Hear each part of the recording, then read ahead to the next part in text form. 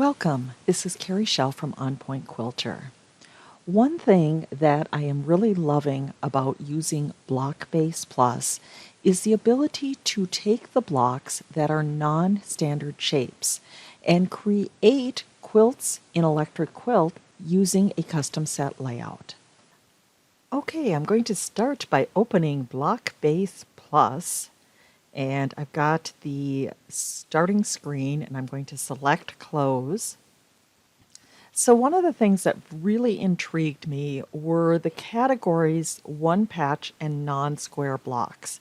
And I'm going to select the arrow next to non-square blocks and just go to the triangular blocks. And this first one, we can see that the Brackman ID number, a default block size, even published names, and if you click on a published name, it even tells you when it is published, so you can get some information in terms of copyright. And then there are different options for printing and exporting. But what I want to do is use this block in Electric Quilt. So I'm going to open Electric Quilt.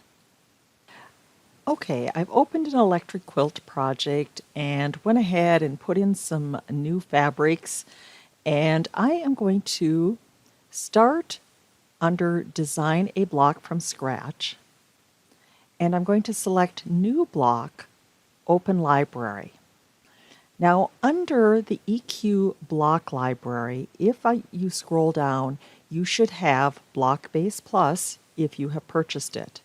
If you have purchased it and don't have it linked, make sure you have the most recent version of EQ8. That will impact your ability to actually link Block-Base Plus. So I'm going to select that, select the plus, and I'm going to go to the 02 non-square blocks, the triangular blocks, select the first one, and select Add to Sketchbook and close. Now I'm going to go to the quilt work table and do a new quilt and select the style custom set. Since I'm dealing with non-square blocks, it's going to be easier for those to interlock if I use a custom set layout. So then I'm going to go to the Design tab, and under Block Tools Set Block, I'm going to drag this on the quilt. Now if I select it with the Adjust tool, it comes in at the block base size of 9 by 6. That is a really small block for something with this much piecing in it. So I'm going to double the size. So I'll click Preserve Aspect Ratio and change the width to 18.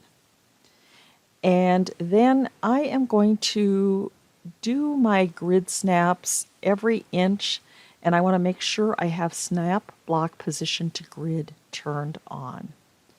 I'm going to move the block so that the pieced elements match the upper left corner of the quilt.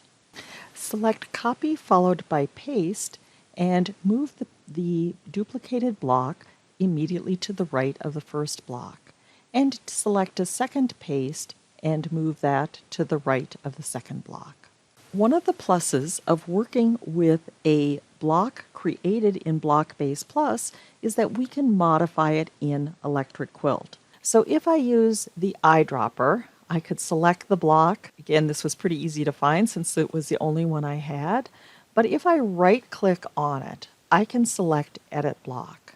Note that the patches for this was done with PolyDraw, so we must use PolyDraw rules in making any modification.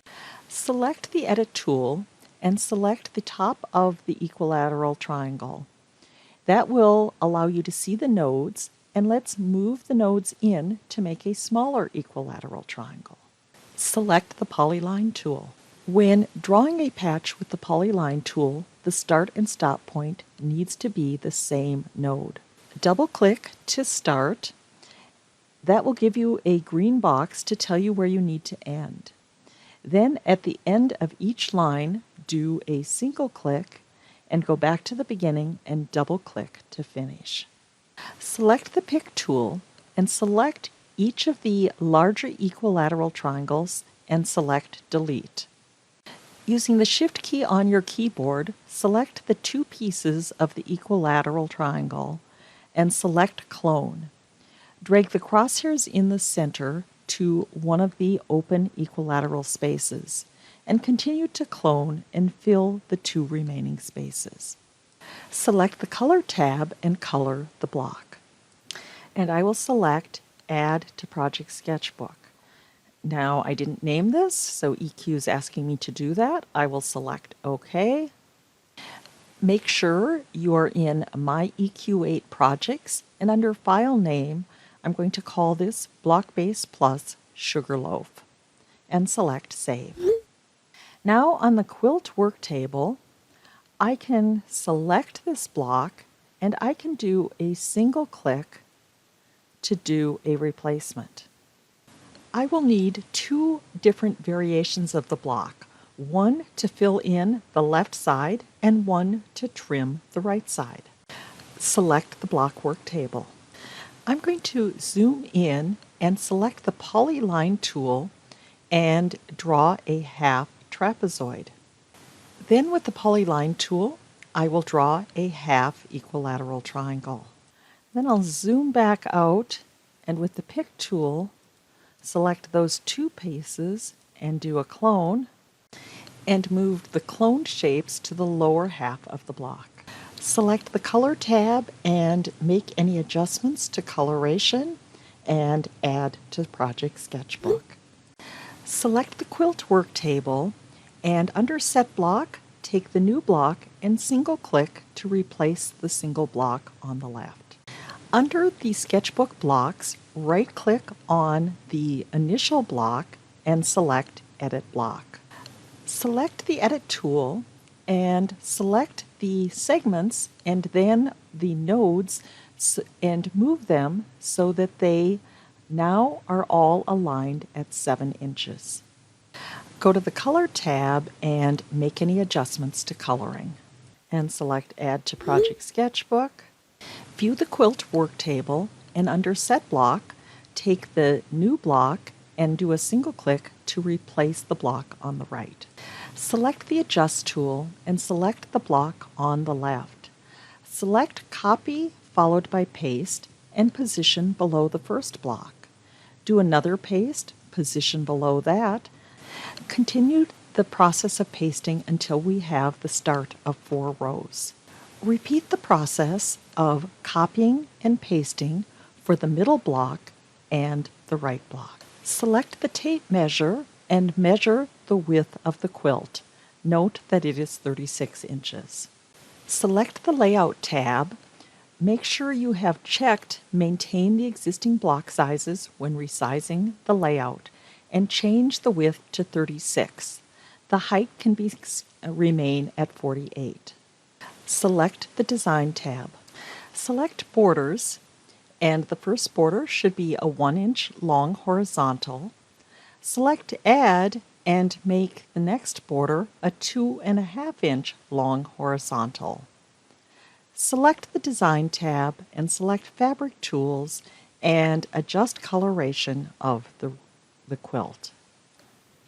Then I can hide show quilt patch lines and select Add to Project Sketchbook.